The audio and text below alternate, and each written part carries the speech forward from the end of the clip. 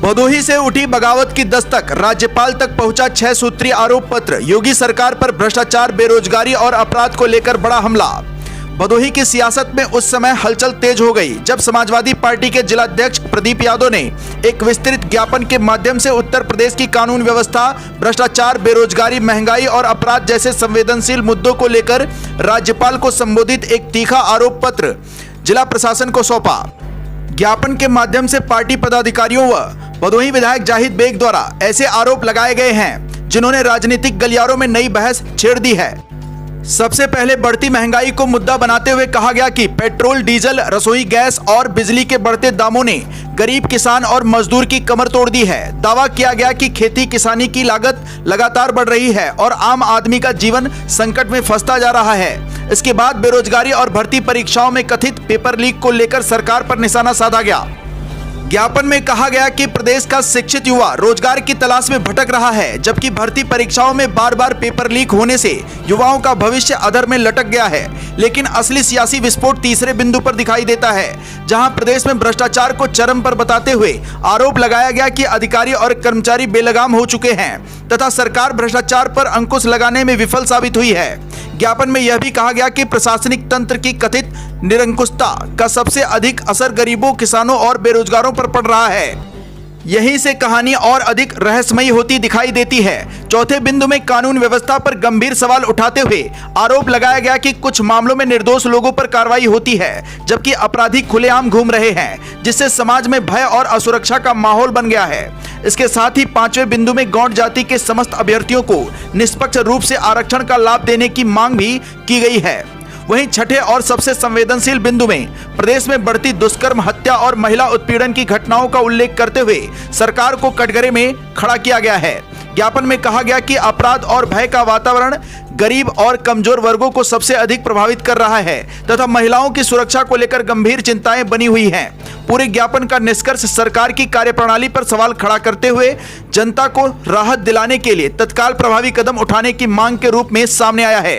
राजनीतिक जानकारों का मानना है कि यह केवल एक सामान्य ज्ञापन नहीं बल्कि आने वाले दिनों में प्रदेश की राजनीति में नए टकराव का संदेश भी हो सकता है।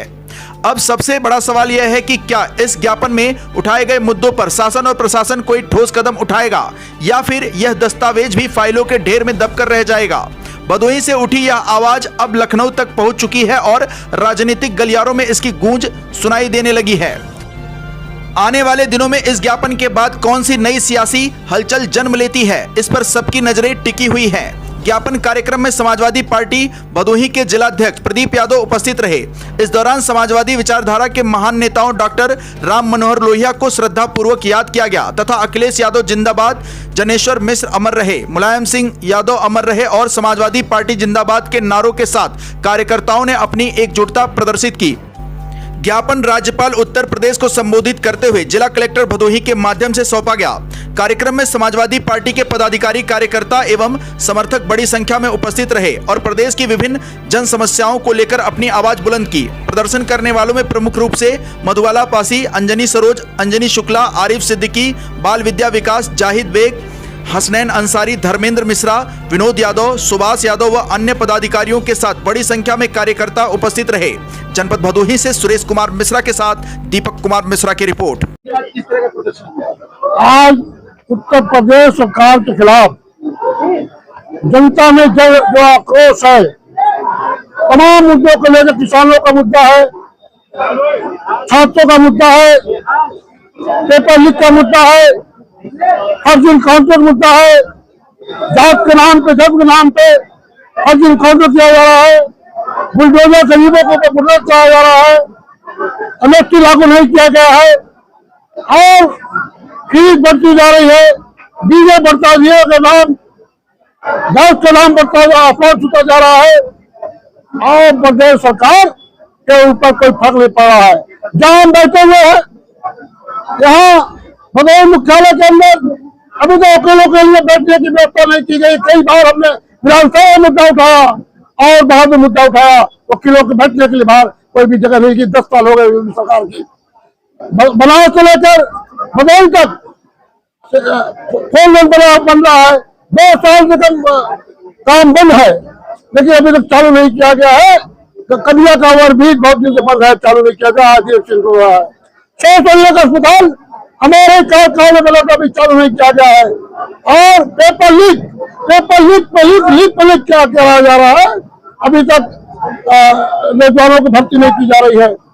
आज शिक्षक की जो भर्ती की गई, आरक्षण का घोटाला किया गया है। ये सरकार आंख में तेल डाल के बैठी हुई, कान में तेल डाल के बैठी हुई है, कोई कार्रवाई नहीं की। इन तमाम मुद्दों को लेकर आज आप देख रहे हो हजारों संख्या में लोग उपस्थित है। योगी सरकार को 27 में उखाड़ फेंक का काम कर आज इस वजह से लोग इकट्ठा हुए हैं। लखनऊ नहीं, पूरे प्रदेश में जन आंदोलन चल रहा है, पूरे प्रदेश में रोज आंदोलन चल रहा है। समाजवादी पार्टी ने आह्वान किया है, पूरे समाज के लोग यहाँ इकट्ठा हुए हैं। किसान, नौजवान, अगड़ा, पिछड़ा, ब्राह्मण, पीडीए, शेड्यूल कास्ट के लोग, महंती लोग, सारे लोग इकट्ठा हुए हैं। ये लोग योगी सरकार को देखना नहीं चाहते, आए दिन फर्जी कॉन्ट्रैक्ट जांच कराने के जा रहा है, इसी वजह से आज इकट्ठा हुए हैं। विधायक जी कानून व्यवस्था को और भ्रष्टाचार के मुद्दे को लेकर क्या कहना चाहेंगे? कानून जीरो टैलेंट की बात करने वाले योगी सरकार आज उत्तर प्रदेश के अंदर सबसे ज्यादा अत्याचार महिलाओं को हो रहा है। अब खासतौर पर दलित महिलाओं को, बिन लोगों को अत्याचार हो रहा है। अब फर्जी मुकदमे फंसाया जा रहा है। पीडीए समाज के लोगों को नाम पीडीए के नाम पर पुलिस फर्जी इनकाउंटर कर रही, जात के नाम पर, धर्म के नाम पर फर्जी इनकाउंटर कर रही है। आज दिन पे दिन डकैती, चोरी, लूट, हत्या, बलात्कार योगी सरकार पे बढ़ते जा रहे हैं। न्याय न्याय पूरी तरह फैले योगी सरकार।